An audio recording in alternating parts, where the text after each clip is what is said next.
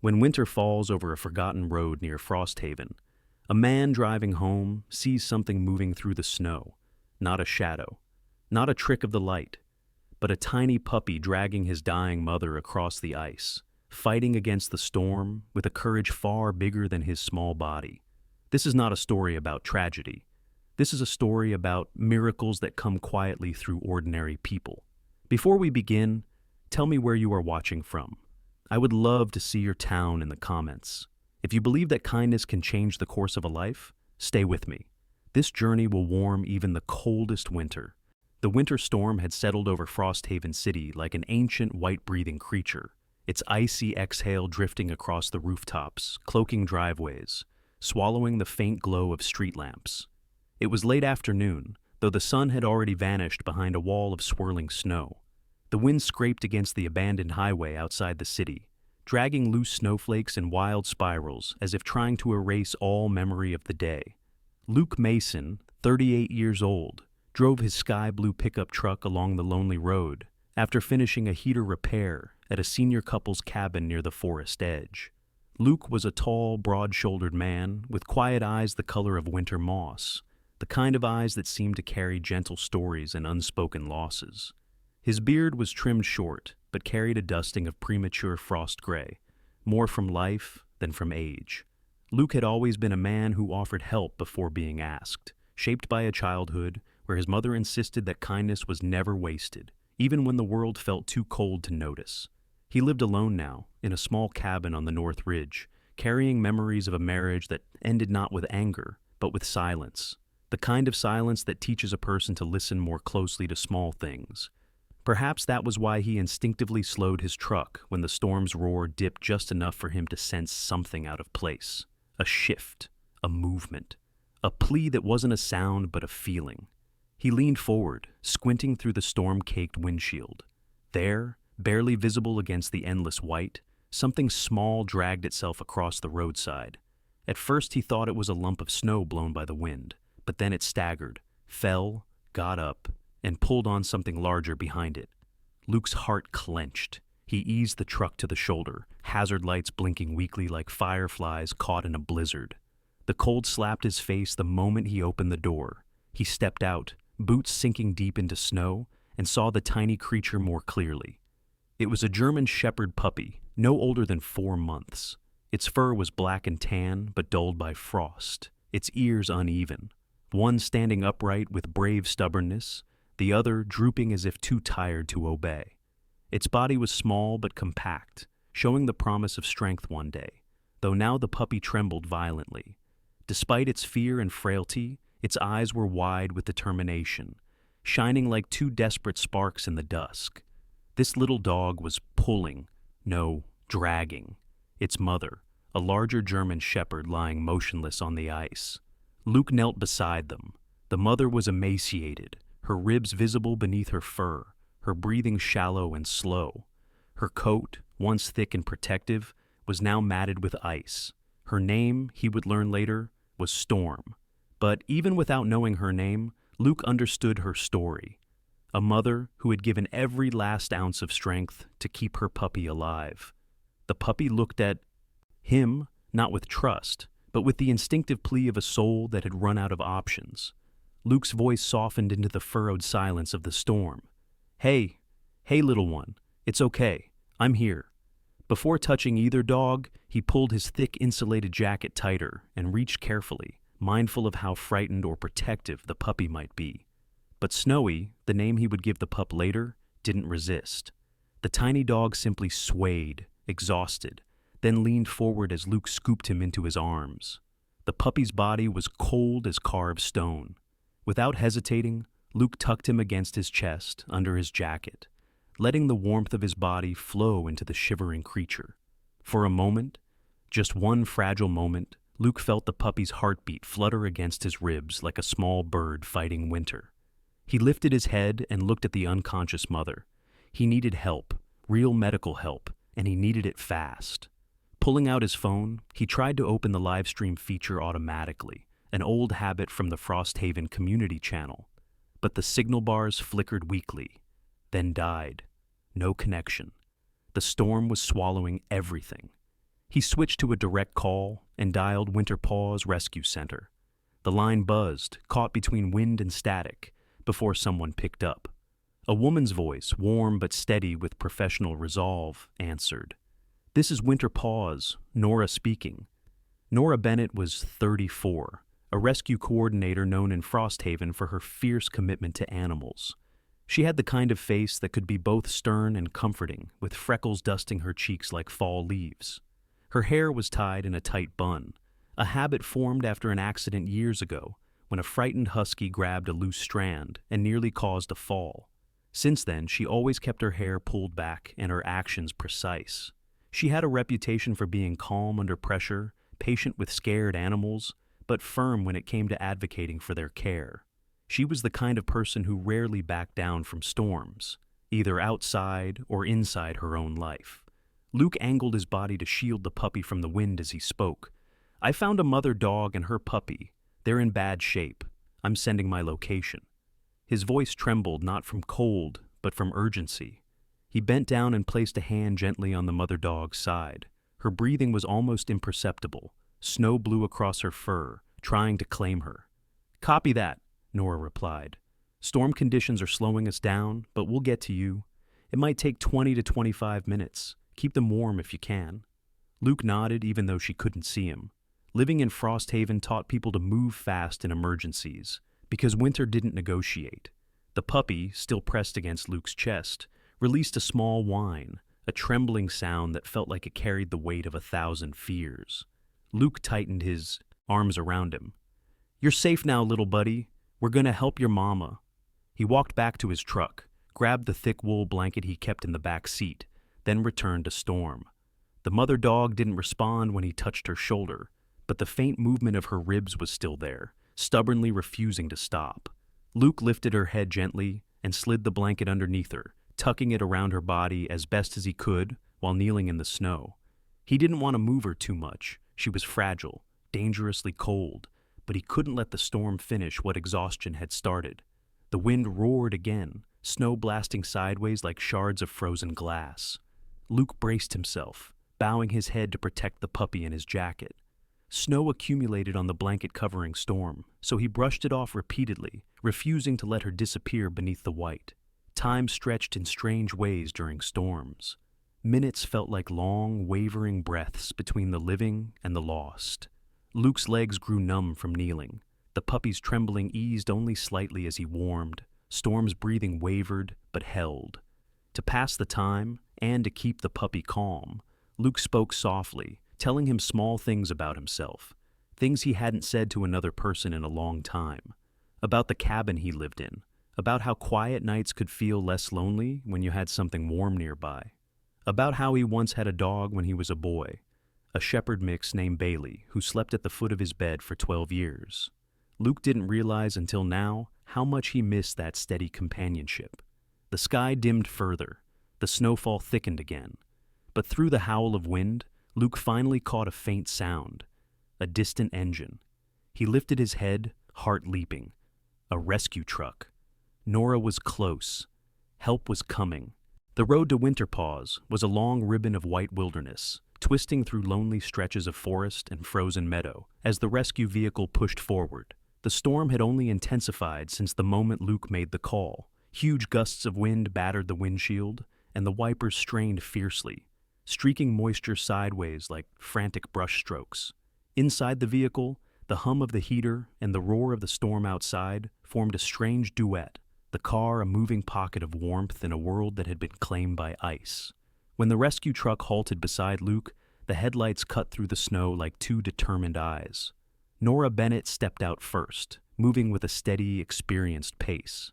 Inside her thick winter coat and thermal boots, she carried the confident gait of someone who had fought storms before, both meteorological and emotional. Behind her was a young man named Jasper Wilkes, 29 years old, an assistant rescuer with kind features and a slightly nervous energy. Jasper was lankier than Nora, with sandy hair that kept falling over his forehead no matter how tightly he pushed it back. He wore empathy openly on his face, especially when dealing with animals.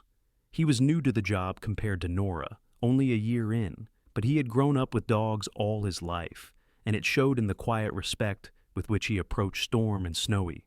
Jasper kneeled beside Storm, examining her with gloved hands, while Nora briefly checked on Snowy, still tucked inside Luke's jacket. Snowy let out a tiny sigh, a sound that carried exhaustion beyond his age. Nora's eyes softened at the sight. "This little warrior held on," she said gently. Luke nodded. He never left her. He kept tugging at her like he could bring her back with just willpower. There was something in Nora's face, an echo of personal memory, when she looked at Storm's fragile form. Years ago, she had lost a dog of her own, a Great Pyrenees named Max, who had been her emotional anchor during a painful breakup. Losing him had carved a quiet room in her heart where grief still slept, awakening whenever she saw animals fighting for life the way Storm was now. Carefully, Nora and Jasper worked with quiet urgency. They used a thermal-activated blanket, sealed and insulated, to wrap Storm, trapping her fading body heat. Jasper held an oxygen mask close to her muzzle, while Nora monitored the shallow breathing. The storm seemed to press in around them, snowflakes clinging to hair, lashes, and clothing. Luke watched, feeling strangely useless and strangely entrusted at the same time. "Will she make it?" he asked. Nora didn't answer immediately. She checked the pulse at Storm's neck, barely there, but present. "She's still fighting," Nora finally said, meeting his gaze. "And while she's fighting, so are we." They lifted Storm into the back of the truck, where a heated medical crate awaited. Snowy was passed to Jasper, who held him, against his chest as though cradling something fragile and precious. The pup curled in, instinctively trusting the warmth and pressure of a new heartbeat. They got into the rescue vehicle, and Nora took the driver's seat. She was the better driver in storms. Luke followed in his truck, guiding the way, his hazard lights blinking through the swirling white like a guiding lantern. The convoy pushed forward.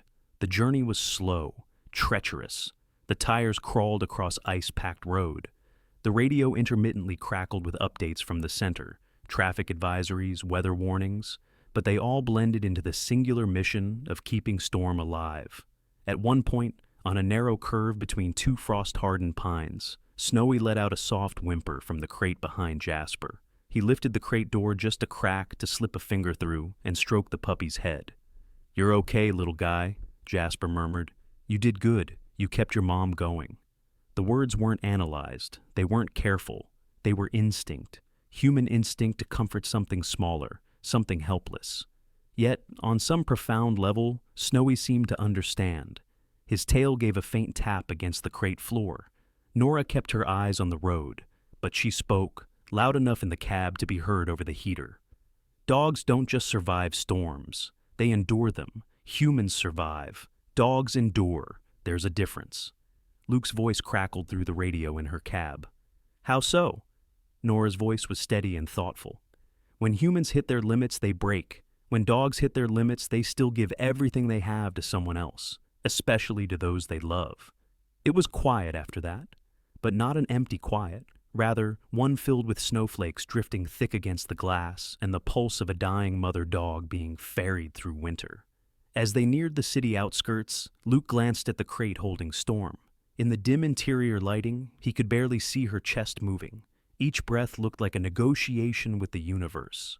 "She's going to make it," he said aloud. Not quite a statement, not quite a prayer. Jasper glanced at him. "She's in good hands now." Luke smiled weakly. "She was always in good paws." Nora exhaled a faint chuckle, the tension in the cab loosening just a hair.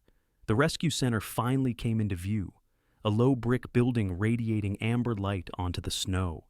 A mural painted on the side showed silhouettes of animals, cats, dogs, rabbits, and beneath them, winter paws. Where the lost find home. They parked. The doors flew open. A small team rushed out. 2 veterinary technicians and Dr. Miriam Rhodes, a veterinarian in her late 40s with silver-streaked brown hair and an air of comforting competence. Dr. Rhodes had the kind of presence that made both humans and animals breathe easier. Her whole career had been spent patching together pieces of broken animal lives, and she had learned how to carry grief without letting it crush her.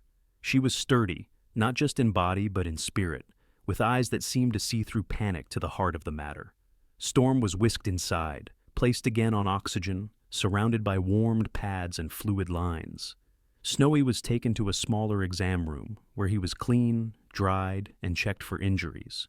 He didn't like being away from his mother. He trembled and tried to follow her, but Jasper stayed with him, speaking softly, and Snowy gradually allowed the technicians to examine him. Luke stood by the front desk for a moment, rubbing melted snow from his beard, feeling like an outsider in a place where everyone else had a role. Then Nora approached with a clipboard for intake information. "You did the right thing," she told him.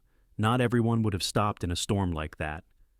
Luke shrugged lightly, not dismissively, but humbly. "If I see something alive freezing on the side of the road, I don't keep driving." Nora looked at him for a long moment, assessing his sincerity, his quiet decency. Then she extended a hand. "I'm glad Frosthaven still has people like you." Luke shook her hand, feeling a strange warmth that didn't come from any heater. Snowy, finished with his evaluation, wriggled toward Luke again and pressed himself against the man's shin, as if marking him as something known, something trusted. Luke bent down, scooped the puppy up carefully, and Snowy nestled under his chin, sighing in relief. In that moment, Luke felt it clearly. He was no longer just someone who happened to find them. He was part of their story now. The emergency wing of Winterpaw's rescue center hummed with purposeful urgency. Warm lights filled the corridors, a stark contrast to the freezing blue world outside. Storm lay on the heated treatment table, encircled by layers of thermal fabric, tubes supplying oxygen, and warm IV fluid slowly dripping life back into her. The air carried the clean smell of antiseptic, with a faint undertone of wet fur, familiar, comforting, fragile. Dr. Miriam Rhodes stood at Storm's side with focused intensity. Years of experience had earned her a reputation for near miracles, but she never relied on miracles. She relied on knowledge. She checked Storm's temperature, dangerously low. Heart rate, fragile but present.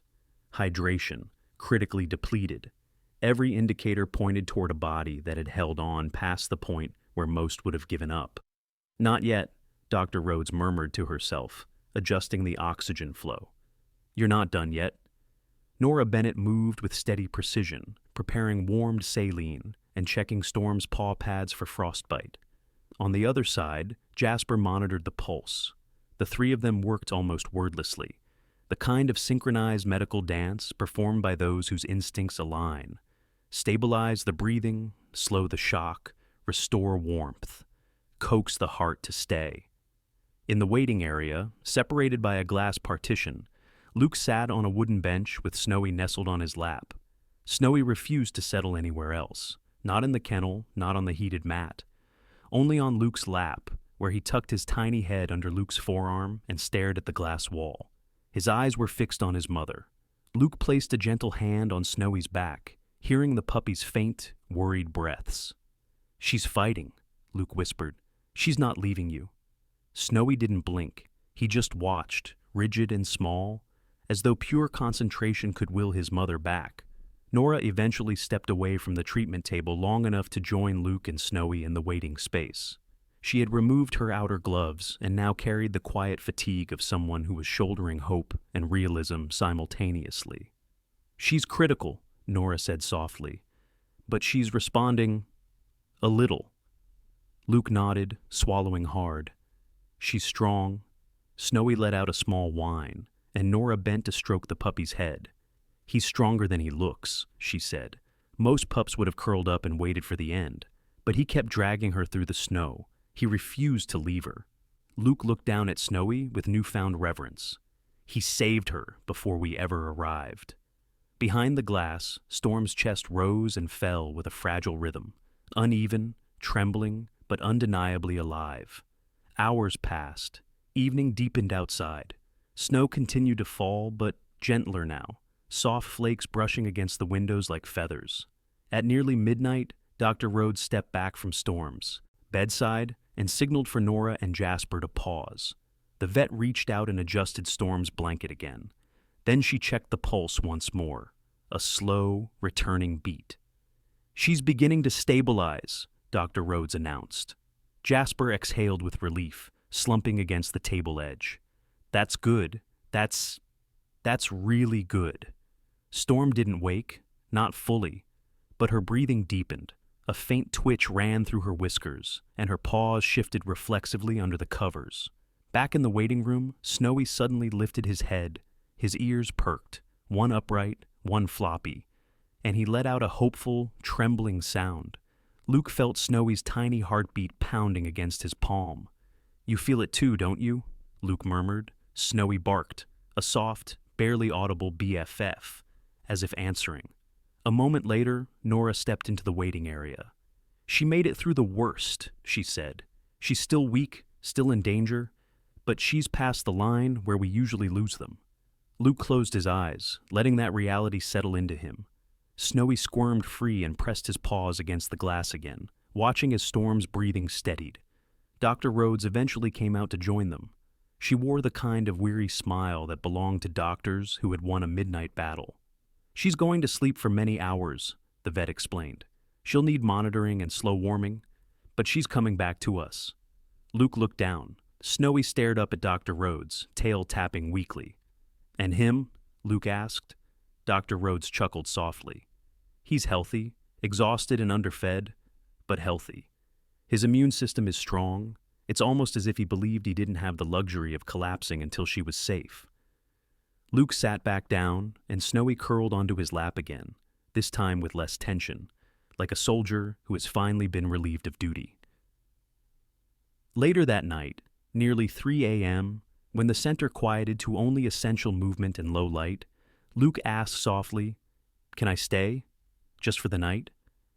Nora exchanged a glance with Dr. Rhodes. The vet shrugged gently. It might help both of them. And so, Luke remained.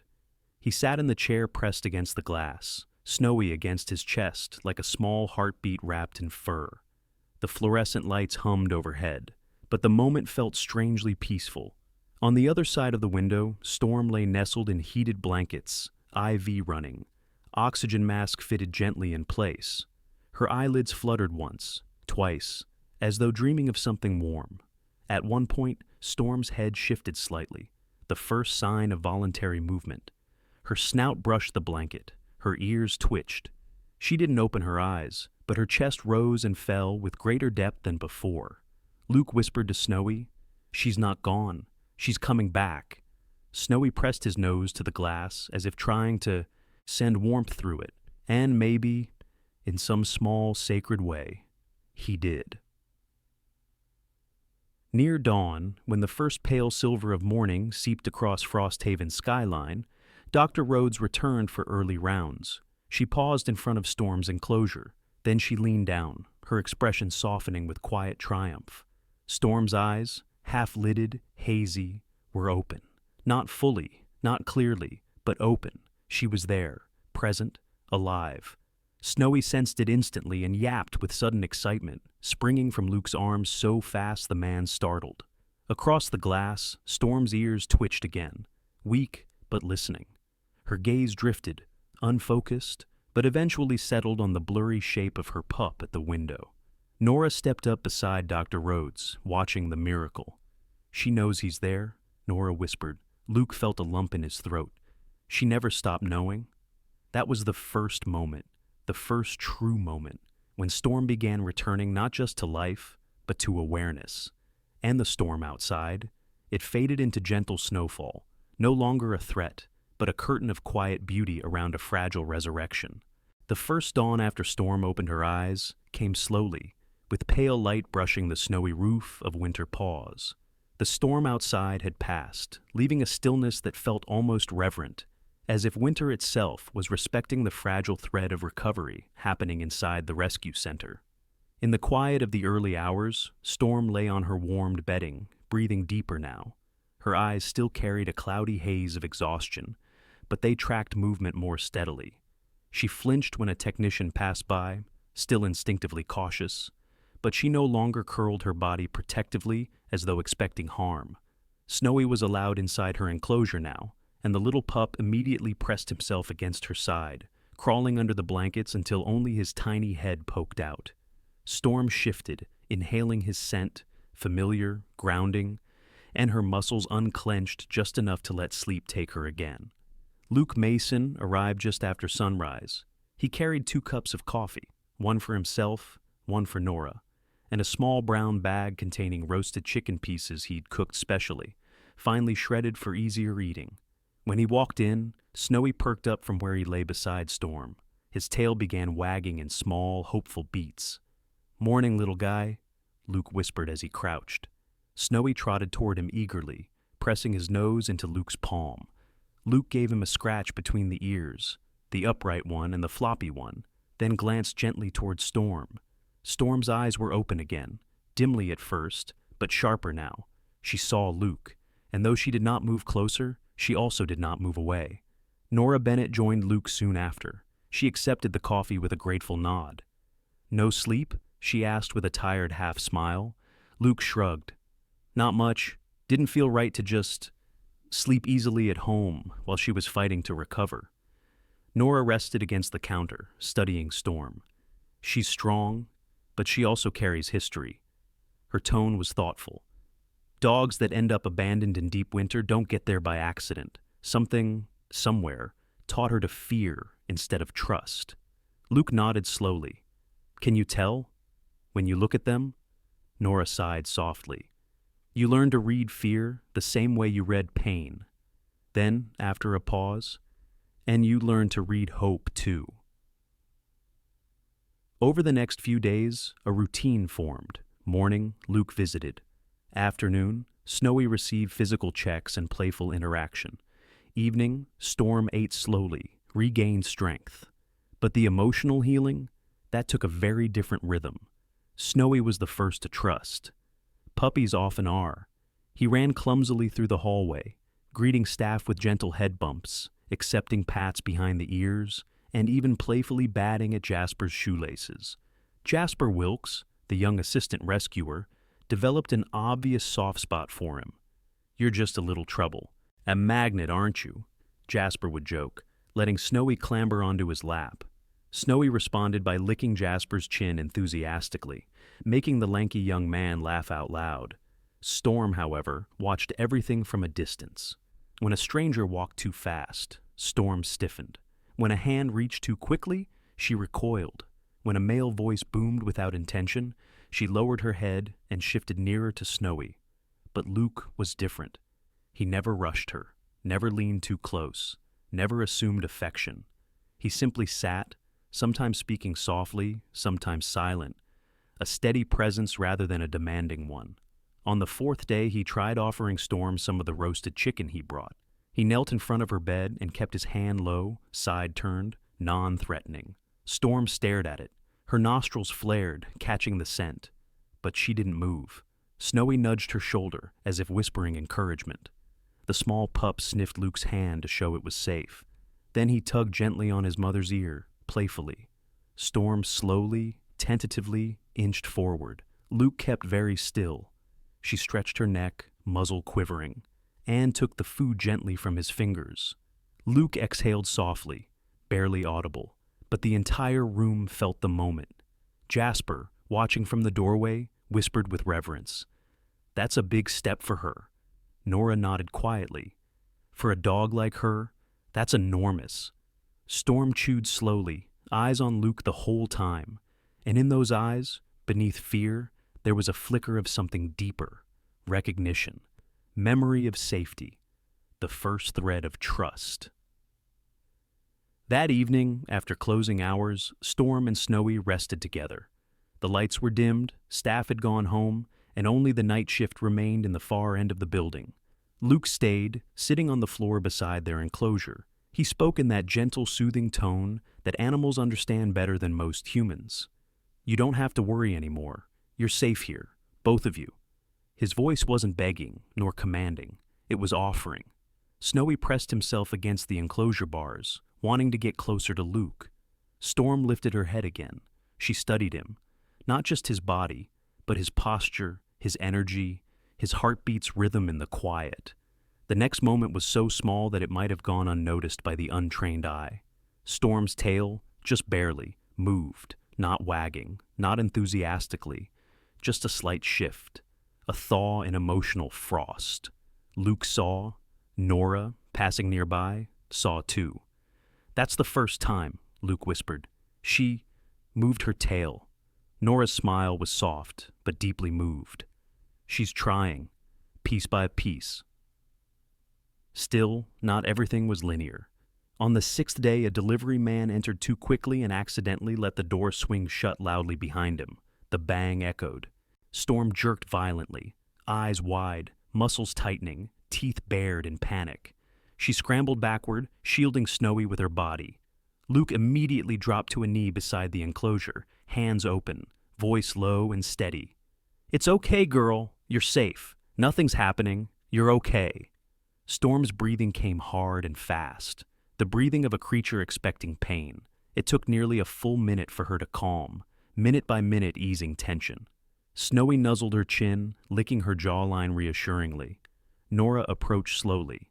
"It will take time. Trauma doesn't leave quickly." Luke nodded. "I'm not going anywhere." Over the next several days, the healing continued. Storm allowed staff to brush her gently. She accepted food from Luke's hand daily. She even allowed Jasper to stroke her head, briefly, when Snowy sat beside him to demonstrate trust. But the biggest milestone came at the end of week 1. Luke opened the enclosure door under Nora's supervision, sitting cross-legged just beyond the threshold. Storm hesitated. Her paws hovered over the boundary. Then Snowy trotted out happily, licking Luke's face. And when Storm saw her puppy safe, she followed, slowly, carefully. She stepped out, into the open, into vulnerability. She sat beside Luke, not touching, but nearer than ever. Luke whispered, "Good girl." Storm closed her eyes and rested her head lightly against Luke's thigh. There was no applause, not even words. But that moment was louder than thunder and warmer than sunlight. Winter Paws Rescue Center had a different rhythm now. No longer the desperate tempo of emergency recovery, but the quieter, steadier rhythm of observation and rebuilding. Storm and Snowy had been given their own larger enclosure, almost like a small room, with a soft mat, 2 bowls, and a toy that Snowy adored, a squeaky rubber fox with one eye missing. The sound drove Jasper a little crazy, but the pup's joy made everyone smile. Storm continued her careful return to trust. She no longer flinched when Jasper approached slowly. She even tolerated Nora's touch when Nora gently stroked her along the jawline. But Luke remained her anchor, her reassurance, the only human she approached willingly. One afternoon, Nora invited Luke into her office to begin the formal part of a process that had been quietly unfolding in hearts long before paperwork acknowledged it. "Luke," Nora started, folding her hands on the desk, "you've been coming every day, and you've clearly formed a bond with both of them. So, I need to ask, are you planning to adopt?" Luke didn't hesitate. His reply arrived like a stone that had been waiting at the edge of a waterfall. "Yes, absolutely yes." Nora smiled, not with surprise, but with relief. "Good. Then we'll start the process." The adoption process at Winter Paws had rules written in legal documents, and rules unwritten but bound by compassion. It included interviews, lifestyle evaluation, financial capacity to care for an animal, home environment safety, temperament compatibility. A life entrusted to a human required proof that the human was worthy. They began with questions. Nora asked, "Do you live alone?" Luke nodded. "Yes, a cabin at North Ridge, near the wood line." Dr. Rhodes, who joined the meeting briefly, asked, "Do you work long hours away from home?" "Not usually. I handle furnace and heating repairs. Most of the time I'm local, and I can bring the dogs with me in the truck if needed." Jasper added, half joking, half serious, "Do you fully understand that puppies are chaos on 4 legs?" Luke chuckled softly. "I already do. Snowy has tried to eat 3 of my shoelaces." Outside the office window, Snowy was currently chewing the tail of the one-eyed rubber fox, tearing at it like a warrior defeating an enemy. Nora's tone grew warm. "You already care for them, like they're yours." Luke's gaze drifted through the glass toward Storm, lying curled around Snowy, her head resting lightly over her pup's back. "They are," he said quietly, "in every way except on paper." The next step was the home inspection. A week later, Nora and Jasper drove to Luke's cabin. Snow lay thick along the driveway, crunching under their boots. The air smelled of wood smoke and pine. The cabin stood sturdy, brown wood exterior, rock chimney, warm light glowing from the windows like a beacon. Luke opened the door, smiling. "Come in. It's warm inside." The cabin interior reflected a man who lived simply but neatly. A worn leather sofa near a brick fireplace, a soft rug, a modest kitchen, a bookshelf containing repair manuals, adventure novels, and an old worn copy of The Call of the Wild. Beside it stood a framed photograph of Luke as a child with a mixed-breed dog, Bailey, both smiling into summer sunlight. Nora noticed the photo. "That was your dog?" Luke nodded.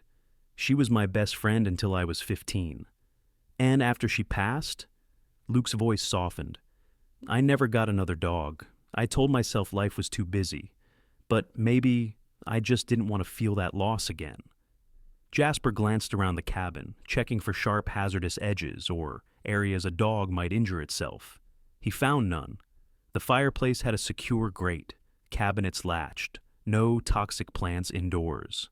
Outside, Nora inspected the backyard, enclosed by a sturdy fence. Enough space for Snowy to run, for Storm to walk in circles beneath spring sun when it came. "This is a good home," Nora said simply. Then came the trial visits, Storm and Snowy spending short periods at Luke's cabin before permanent placement. The first time, when Luke opened the gate from the truck bed, Snowy leapt out joyfully and scampered toward the cabin door, tail whipping side to side like a metronome, ticking happiness. Storm followed slowly, silently, scanning the surroundings with alert tension. Luke didn't urge her forward. He simply stepped onto the porch and waited. Snowy ran back and forth, trying to herd Storm forward like a miniature sheepdog. Finally, Storm let out a low breath and stepped toward the door. Inside, she sniffed every inch of the cabin, the rug, the sofa legs, the hearth, Luke's boots, the back door, the windowsill. Eventually, she lay down on the rug by the fire and exhaled deeply, not like a scared animal, but like someone loosening armor. Luke watched from the kitchen doorway, warmed by something deeper than flame. Snowy, meanwhile, discovered a tennis ball under the sofa and seemed to explode with cosmic-grade excitement. Jasper, witnessing this, laughed. "I think he's found religion." Nora finished her inspection with a satisfied nod. "They look at home here."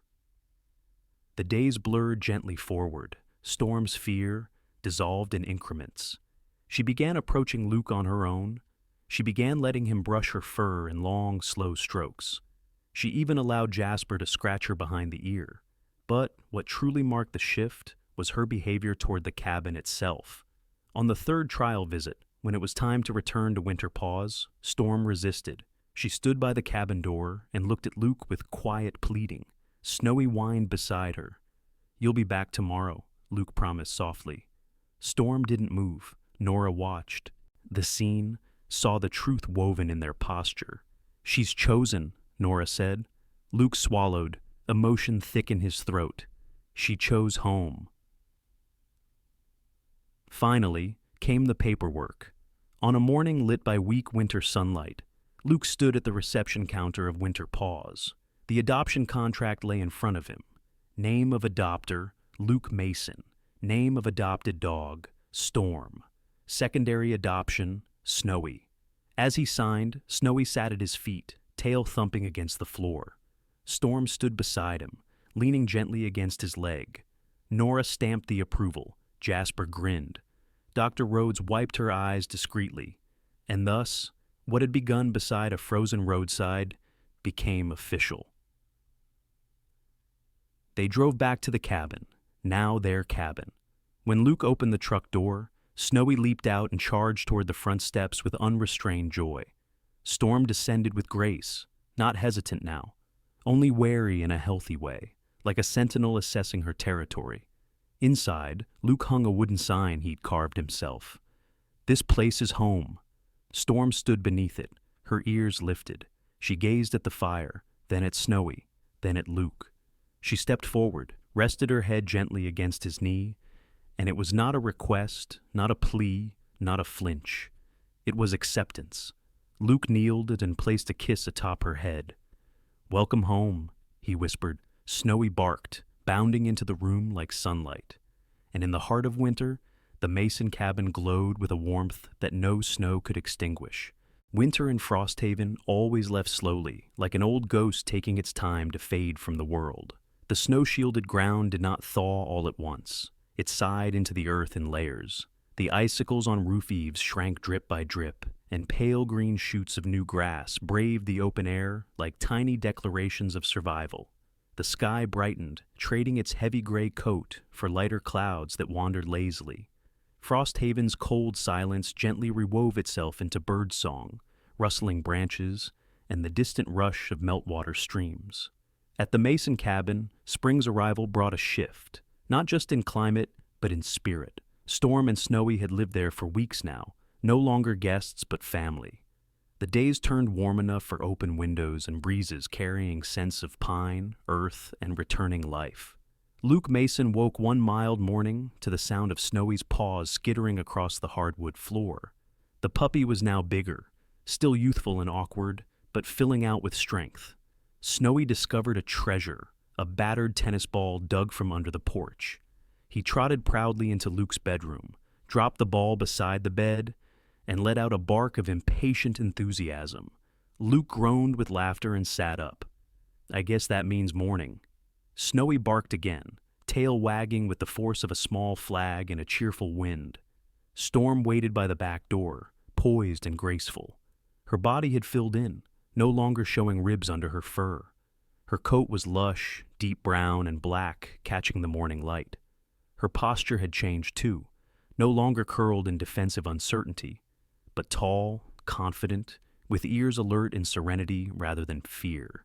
Luke poured coffee for himself and filled bowls for Storm and Snowy. Storm ate slowly, Snowy like a whirlwind. Then Luke opened the back door and let spring carry them outside. The backyard, once a blanket of snow, had transformed into a soft lawn, with patches of stubborn snow still melting at the far edges. Snowy bounded into the yard like an explosion of joy, tossing the tennis ball into the air and chasing it like it might telepathically escape.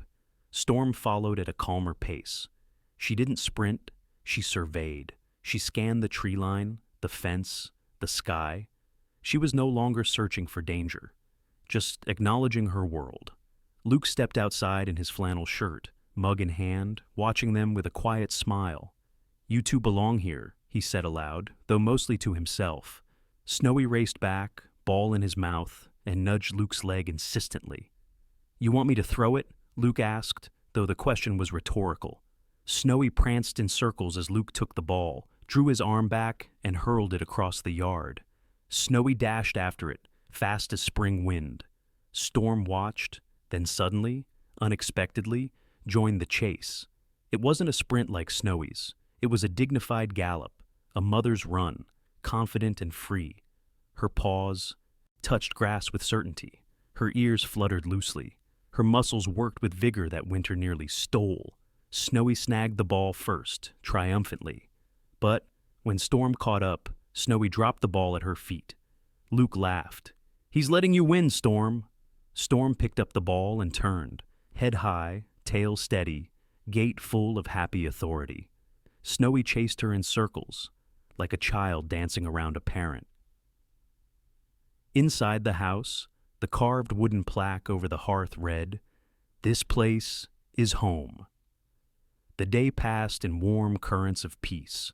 Luke fixed a loose board on the porch while Snowy and Storm wandered in and out of the house. At one point, Storm lay on the rug, stretched long, warmth in her bones. Snowy napped against her belly, snoring lightly. Luke occasionally glanced their way, feeling the fullness of this life. A cabin that was once quiet, edged with loneliness, now filled with breath and soft movement. Later, Nora Bennett and Jasper Wilkes visited for a check-in. When Nora stepped into the yard, she smiled instantly. Snowy had tackled the rubber fox toy again, shaking it with dramatic ferocity. Jasper crouched with a grin. "He's gotten stronger." Nora watched Storm approach Luke, leaning into his side without hesitation. "She's a different dog," Nora observed. Luke stroked Storm's back. "She chose to stay. I just made room." Nora nodded. "That's all a home really is, a person deciding that someone belongs." As evening settled, the last golden light spilled across the grass. Snowy dropped the tennis ball, now worse for wear, and padded toward the cabin yawning. Storm followed, slow and serene. Luke closed the door behind them, and dusk settled outside like a blanket. Later that night, Luke sat by the hearth reading, while Storm lay by his feet, one paw lightly touching his boot. Snowy slept curled against her flank, nose tucked beneath his tail. Luke placed his book aside and gazed into the fire's glow. "You're safe here," he said softly into the sanctuary of the room. "No more storms, no more running, no more fear." Storm's ears twitched at his voice. She raised her head, looked at Luke, and her eyes, once dim with trauma, now reflected warmth. Then she did something she had never done before, something subtle but profoundly final. She rolled onto her side, exposing her belly, a gesture of profound trust, vulnerability, surrender. Snowy stirred and rolled onto his back too, legs splayed sillily in imitation, making Luke laugh aloud. Luke leaned down and gently rubbed Storm's chest. "Good girl." Snowy squirmed closer for his share of affection. Luke gave it happily. The house breathed with life, soft, warm, peaceful. Outside, a gentle spring rain began pattering on the cabin roof, a sound not of threat, but of nurturing, the earth drinking winter's remnants. And inside, three beings lay together in a quiet that felt like a full circle, the end of survival and the beginning of belonging. Sometimes the miracles God sends do not arrive with thunder or bright signs. Sometimes they come quietly through a loyal dog who refuses to give up, through a man who stops on a frozen road, or through the strength God places in our hearts when we think we have nothing left. This story reminds us that even in the coldest winters of our lives, God walks beside us. He guides our steps, protects our families, and sends help in ways we often recognize only after the storm has passed. If this story touched your heart, please share it with someone who needs encouragement today. Leave a comment to tell us your thoughts, and remember to subscribe for more stories of hope, courage, and love. May God bless you and your family with peace and protection wherever you are. And if you believe in the quiet miracles He sends, type Amen in the comments.